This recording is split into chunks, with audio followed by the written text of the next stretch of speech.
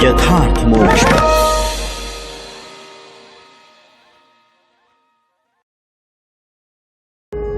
यथार्थ मोक्ष प्रस्तुत कर रहा है अतुल्य संपूर्ण महाभारत। श्री महाभारतम आदि पर्व अनुक्रमणिका पर्व प्रथम अध्याय। उग्रश्रवाजी कहते हैं, धृतराष्ट्र ने ऐसा कहकर बहुत विलाप किया और अत्यंत दुख के कारण वे मूर्छित हो गए। फिर होश में आकर कहने लगे। धृतराष्ट्र ने कहा, संजय, युद्ध का यह परिणाम निकलने पर अब मैं अविलंब अपने प्राण छोड़ना चाहता हूं। अब जीवन धारण करने का कुछ भी फल मुझे दिखलाई नहीं देता।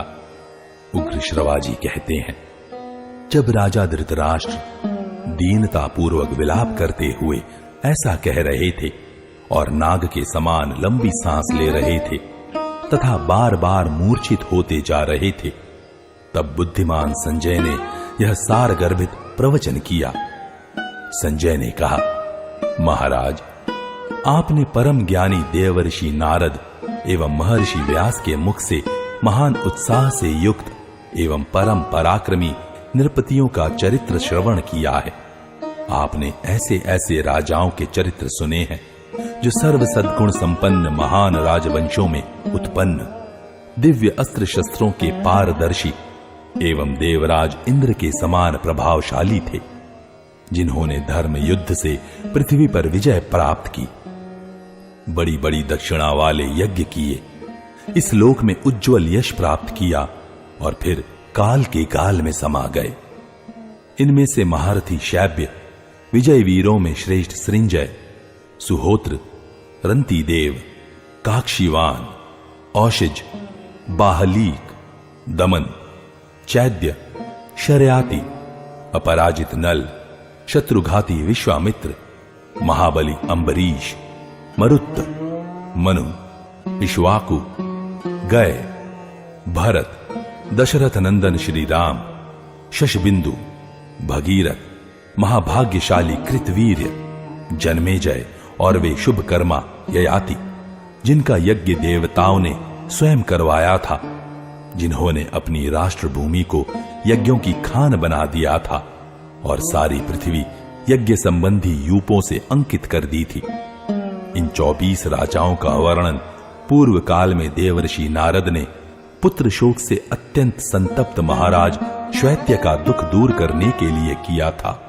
महाराज, पिछले युग में इन राजाओं के अतिरिक्त दूसरे और बहुत से महारथी, महात्मा, शौर्य, वीर्य आदि सद्गुणों से संपन्न परम पराक्रमी राजा हो गए हैं, जैसे पुरु, कुरु, यदु, शूर, महातेजस्वी विश्वगश्व, अणुह, युवनाश्व, ककुत्स्थ, पराक्रमी रघु, विजय, वीतिहोत्र, अंग, भव, श्वेत, बृहद्गुरु, उशिनर, शतरथ, कंक, दुलिदुह, द्रुम, दंभोदव, पर, वेन, सगर, संकृति, निमि, अजेय, परशु, पुंड्र, शंभु, निष्पाप, देवावृद्ध, देवाहव्य, सुप्रतिम, सुप्रतीक, बृहद्रथ, महान उत्साही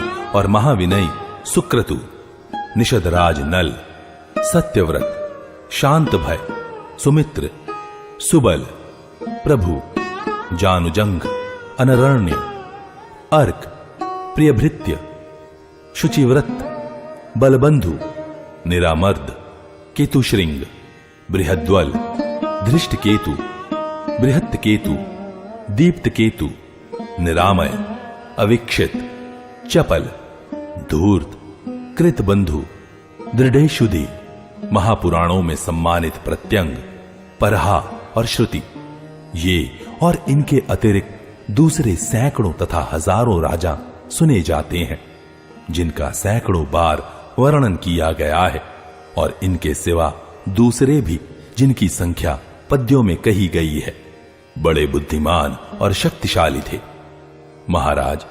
किंतु वे अपने विपुल भोग वैभव को छोड़कर वैसे ही मर गए जैसे आपके पुत्रों की मृत्यु हुई है, जिनके दिव्य कर्म, पराक्रम, त्याग, महात्म्य, आस्तिकता, सत्य, पवित्रता, दया और सरलता आदि सद्गुणों का वर्णन बड़े बड़े विद्वान एवं श्रेष्ठतम कवि प्राचीन ग्रंथों में तथा लोक में भी करते रहते हैं। वे समस्त संपत्ति और सद्गुणों से संपन्न महापुरुष भी मृत्यु को प्राप्त हो गए। आपके पुत्र दुर्योधन आदि तो दुरात्मा, क्रोध से जले भुने, लोभी एवं अत्यंत दुराचारी थे। उनकी मृत्यु पर आपको शोक नहीं करना चाहिए। आपने गुरुजनों से सत्शास्त्रों का श्रवण किया है। आपकी धारणा शक्ति तीव्र है। आप बुद्धिमान हैं और ज्ञानवान पुरुष आपका आदर करते हैं। भरतवंश शिरोमणि, जिनकी बुद्धि शास्त्र के अनुसार सोचती है, वे कभी शोक मोह से मोहित नहीं होते। महाराज, आपने पांडवों के साथ निर्दयता और अपने पुत्रों के प्रति पक्षपात का जो बर्ताव किया है वह आपको विदित ही है। इसलिए अब पुत्रों के जीवन के लिए आपको अत्यंत व्याकुल नहीं होना चाहिए। होनहार ही ऐसी थी, इसके लिए आपको शोक नहीं करना चाहिए। भला इस सृष्टि में ऐसा कौन सा पुरुष है जो अपनी बुद्धि की विशेषता से होनहार मिटा सके। अपने कर्मों का फल अवश्य ही भोगना पड़ता है। यह विधाता का विधान है, इसको कोई टाल नहीं सकता। जन्म, मृत्यु और सुख दुख सबका मूल कारण काल ही है। काल ही प्राणियों की सृष्टि करता है और काल ही समस्त प्रजा का संहार करता है। फिर प्रजा का संहार करने वाले उस काल को महाकाल स्वरूप परमात्मा ही शांत करता है। संपूर्ण लोकों में यह काल ही शुभ अशुभ सब पदार्थों का करता है। काल ही संपूर्ण प्रजा का संहार करता है और वही पुनः सबकी सृष्टि भी करता है। जब सुषुप्ति अवस्था में सब इंद्रियां और मनोवृत्तियां लीन हो जाती हैं, तब भी यह काल जागता रहता है। काल की गति का कोई उल्लंघन नहीं कर सकता। वह संपूर्ण प्राणियों में समान रूप से बेरोक टोक अपनी क्रिया करता रहता है। इस सृष्टि में जितने पदार्थ हो चुके हैं, भविष्य में होंगे और इस समय वर्तमान है, वे सब काल की रचना है। ऐसा समझकर आपको अपने विवेक का परित्याग नहीं करना चाहिए।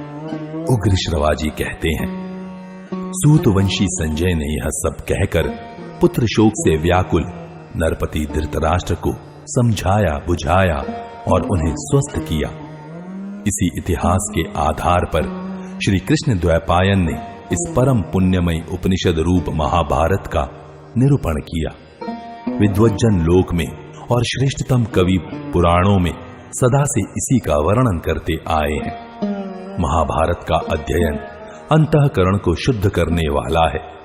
जो कोई श्रद्धा के साथ इसके किसी एक श्लोक के एक पाद का भी अध्ययन करता है, उसके सब पाप संपूर्ण रूप से मिट जाते हैं। इस ग्रंथ रत्न में शुभ कर्म करने वाले देवता, देवर्षि, निर्मल ब्रह्म ऋषि, यक्ष और महानागों का वर्णन किया गया है। इस ग्रंथ के मुख्य विषय हैं स्वयं सनातन पर ब्रह्म स्वरूप वासुदेव भगवान श्री कृष्ण। उन्हीं का इसमें संकीर्तन किया गया है। वे ही सत्य, ऋत, पवित्र एवं पुण्य है। वे ही शाश्वत पर ब्रह्म है और वे ही अविनाशी सनातन ज्योति है। मनीषी पुरुष उन्हीं की दिव्य लीलाओं का संकीर्तन किया करते हैं। उन्हीं से असत, सत तथा सदसत उभय रूप संपूर्ण विश्व उत्पन्न होता है। उन्हीं से संतति, प्रवृत्ति, जन्म मृत्यु तथा पुनर्जन्म होते हैं।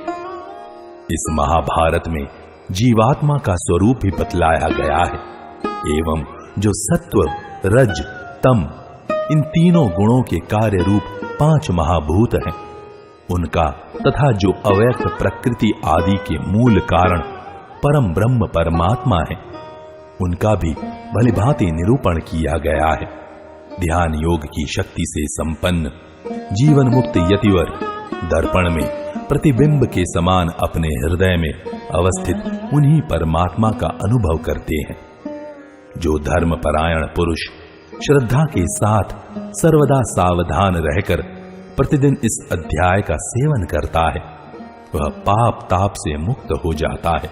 जो आस्तिक पुरुष महाभारत के इस अनुक्रमणिका अध्याय को आदि से अंत तक प्रतिदिन श्रवण करता है, वह संकट काल में भी दुख से अभिभूत नहीं होता। जो इस अनुक्रमणिका अध्याय का कुछ अंश भी प्रातः, साय अथवा मध्याह्न में जपता है, वह दिन अथवा रात्रि के समय संचित संपूर्ण पाप राशि से तत्काल मुक्त हो जाता है।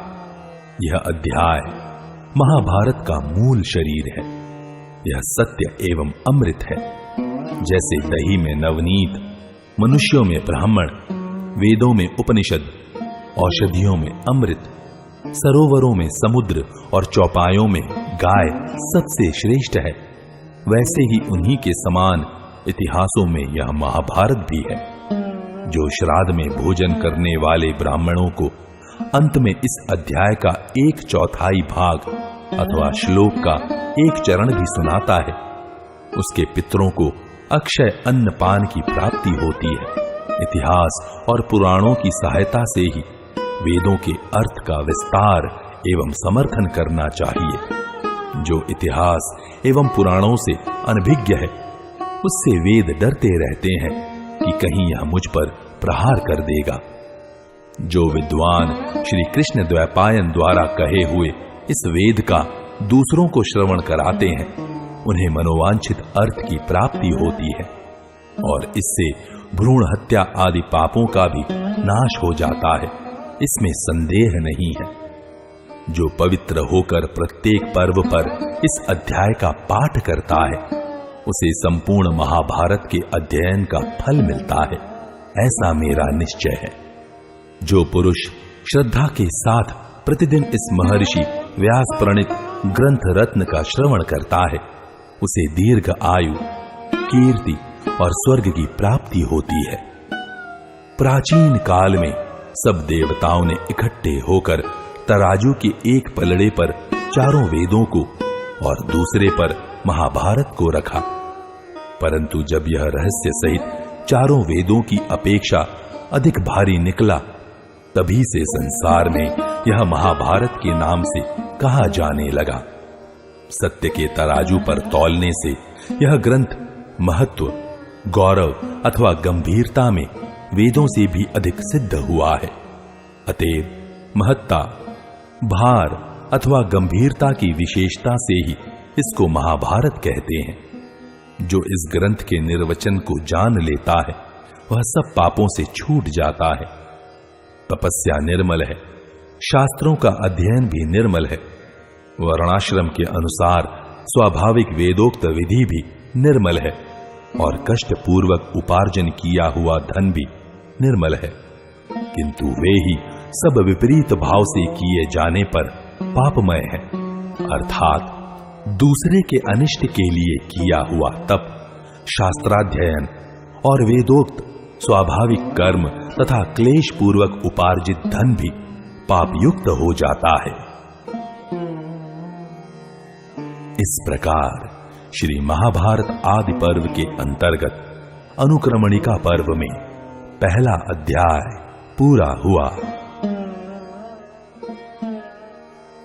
श्री महाभारतम पर्व संग्रह पर्व दूसरा अध्याय समंत पंचक क्षेत्र का वर्णन, अक्षौहिणी सेना का प्रमाण, महाभारत में वर्णित पर्वों और उनके संक्षिप्त विषयों का संग्रह तथा महाभारत के श्रवण एवं पठन का फल ऋषि बोले, सूत नंदन, आपने अपने प्रवचन के प्रारंभ में जो समंत पंचक की चर्चा की थी, अब हम उस देश के संबंध में पूर्ण रूप से सब कुछ यथावत सुनना चाहते हैं।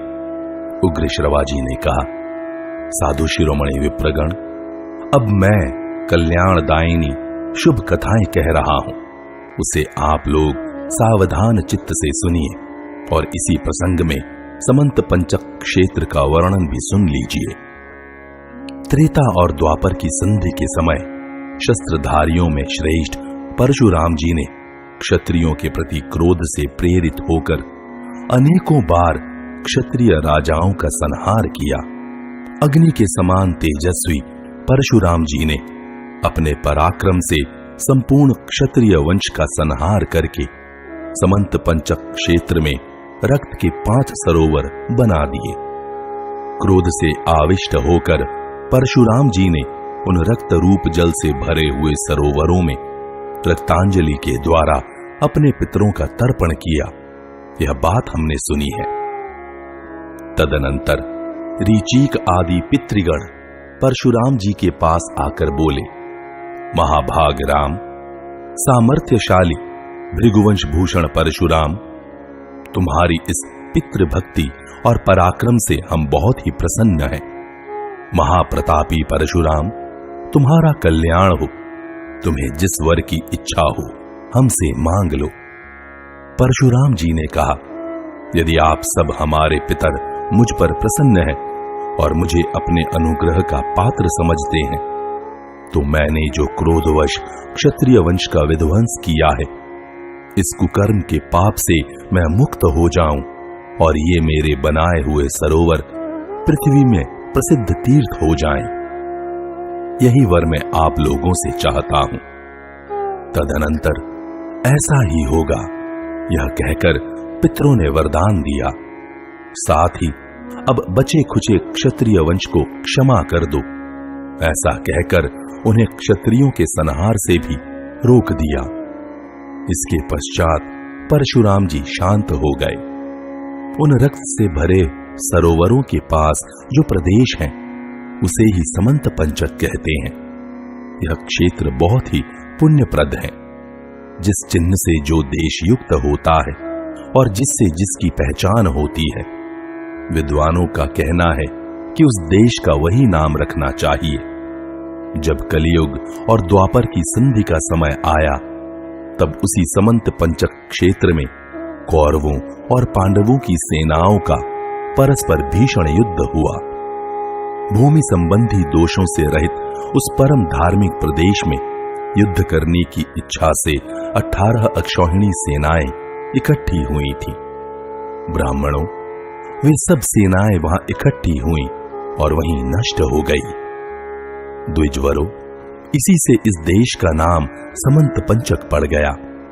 वह देश अत्यंत पुण्यमय एवं रमणीय कहा गया है। उत्तम व्रत का पालन करने वाले श्रेष्ठ ब्राह्मणों, तीनों लोकों में जिस प्रकार उस देश की प्रसिद्धि हुई थी, वह सब मैंने आप लोगों से कह दिया। ऋषियों ने पूछा, सूत नंदन, अभी अभी आपने जो अक्षौहिणी शब्द का उच्चारण किया है, इसके संबंध में हम लोग सारी बातें यथार्थ रूप से सुनना चाहते हैं।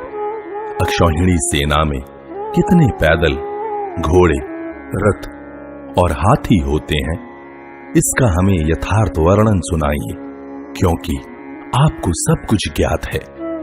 उग्र श्रवाजी ने कहा, एक रथ, एक हाथी, 5 पैदल सैनिक और 3 घोड़े, बस इन्हीं को सेना के मर्मज्ञ विद्वानों ने पत्ती कहा है। इसी पत्ती की तिगुनी संख्या को विद्वान पुरुष सेनामुख कहते हैं। 3 सेनामुखों को एक गुल्म कहा जाता है। 3 गुल्म का एक गण होता है। 3 गण की एक वाहिनी होती है और 3 वाहिनियों को सेना का रहस्य जानने वाले विद्वानों ने प्रीतना कहा है। 3 प्रीतना की एक चमू, 3 चमू की एक अनिकिनी और 10 अनिकिनी की एक अक्षौहिणी होती है। यह विद्वानों का कथन है। श्रेष्ठ ब्राह्मणों, गणित के तत्वज्ञ विद्वानों ने एक अक्षौहिणी सेना में रथों की संख्या 21,870 बतलाई है। हाथियों की संख्या भी इतनी ही कहनी चाहिए। निष्पाप ब्राह्मणों, एक अक्षौहिणी में पैदल मनुष्यों की संख्या 1,09,350 जाननी चाहिए।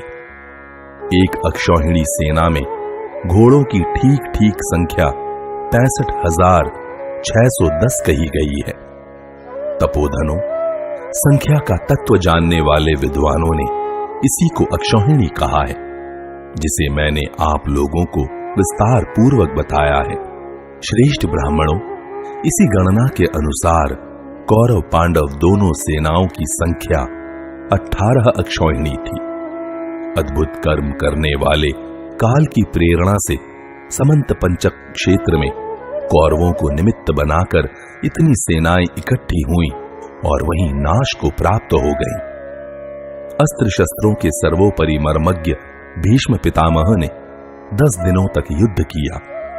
आचार्य द्रोण ने 5 दिनों तक कौरव सेना की रक्षा की। शत्रु सेना को पीड़ित करने वाले वीरवर कर्ण ने 2 दिन युद्ध किया और शल्य ने आधे दिन तक। इसके पश्चात गदा युद्ध आधे दिन तक होता रहा। 18वें दिन बीत जाने पर रात्रि के समय अश्वत्थामा, कृतवर्मा और कृपाचार्य ने निशंक सोते हुए युधिष्ठिर के सैनिकों को मार डाला। शौनक जी, आपके इस सत्संग सत्र में मैं यह जो उत्तम इतिहास महाभारत सुना रहा हूं, यही जन्मेजय के सर्प यज्ञ में व्यास जी के बुद्धिमान शिष्य वैशंपायन जी के द्वारा भी वर्णन किया गया था। उन्होंने बड़े बड़े नरपतियों के यश और पराक्रम का विस्तार पूर्वक वर्णन करने के लिए प्रारंभ में पौष्य, पौलोम और आस्तिक इन 3 पर्वों का स्मरण किया है।